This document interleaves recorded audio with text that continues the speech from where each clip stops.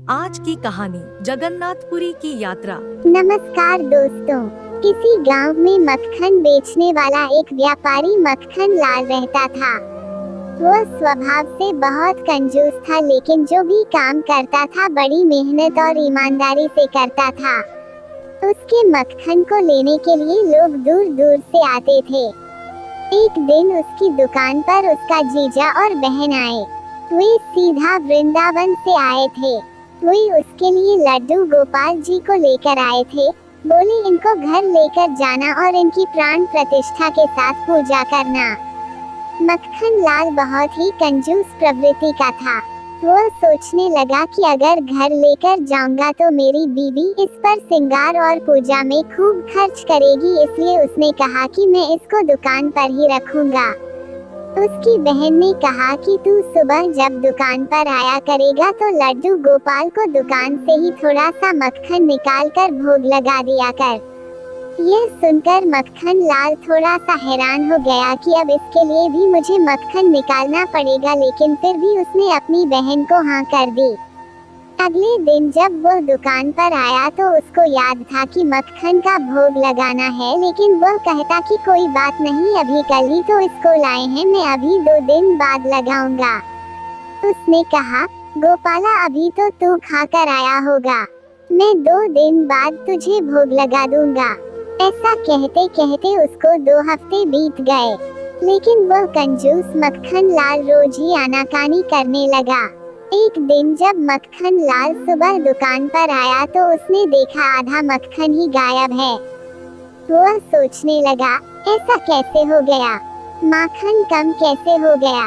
जितनी बिक्री रोज मक्खन की होती थी, दाम तो उसको उतने मिल गए, लेकिन फिर भी उसके मन में उथल पुथल मची रही। आधा मक्खन कहाँ चला गया। अब तो रोज का यही नियम हो गया, आधा मक्खन रोज गायब हो जाता था। मक्खन लाल को बहुत चिंता हुई। वह सोचने लगा कि आज रात को मैं दुकान पर ही रुकूंगा और देखूंगा कि मक्खन कौन लेकर जाता है। उस दिन वह दुकान पर ही रुक गया और आधी रात को देखता है कि एक बालक मक्खन के मटके के पास बैठकर दोनों हाथों से मक्खन खा रहा है। मक्खन लाल हैरान हो गया कि यह बालक कहाँ से आया, कौन इसको लेकर आया, इसके माँ बाबा कहाँ है, और यह दोनों हाथों से मक्खन खा रहा है जैसे इसी की दुकान हो। उसको बहुत गुस्सा आया।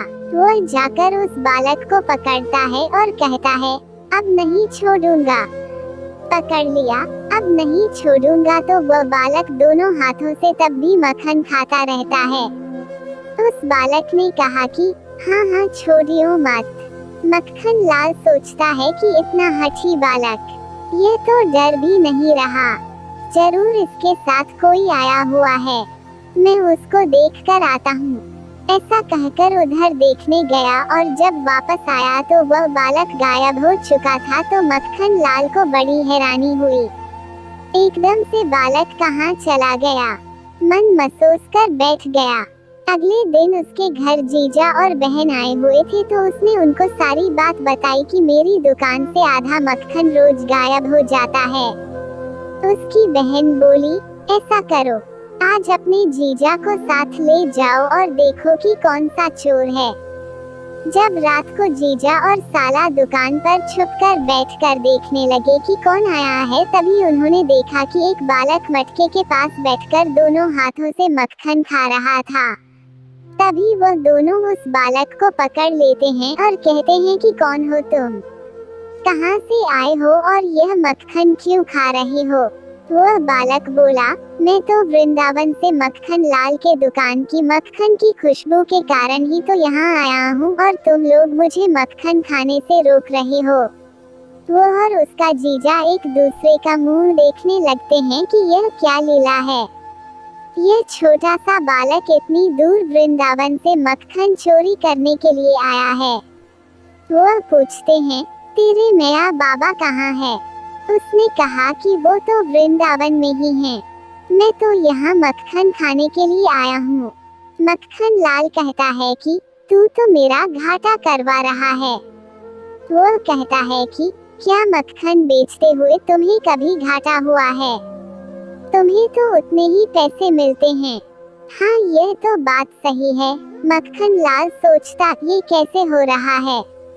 मक्खन लाल अपने जीजा को कहता है, उसको पकड़ कर रखिए, मैं इधर उधर देखता हूँ, जरूर इसके साथ कोई है। जब वो इधर उधर देखता है तो उसे वहाँ कोई नहीं मिलता और आकर देखता है कि वो बालक भी वहाँ नहीं है। जीजा को पूछता है कि बालक कहाँ गया, तो वह कहता है कि मुझे नहीं पता चला कि वो कहाँ चला गया। तभी उनका ध्यान लड्डू गोपाल के मुख पर पड़ता है, जिनके मुख पर बहुत सारा मक्खन लगा था।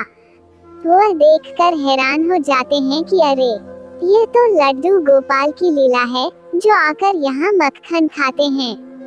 मक्खन लाल और जीजा धन्य धन्य हो उठते हैं कि लड्डू गोपाल जी ने तो साक्षात हमारे मक्खन का भोग लगा लिया।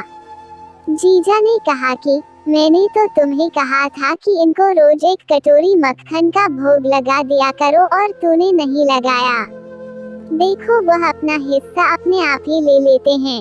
मक्खन लाल कहने लगा कि मुझसे गलती हो गई, मैं तो ऐसी इनकी लीला जानता ही नहीं था।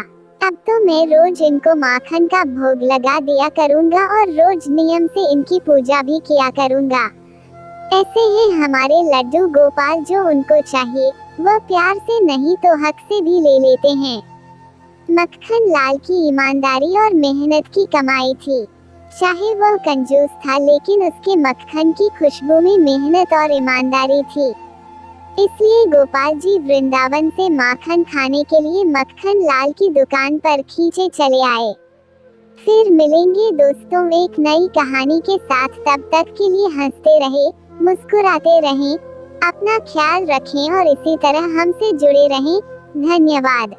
धन्यवाद दोस्तों। जय श्री श्याम।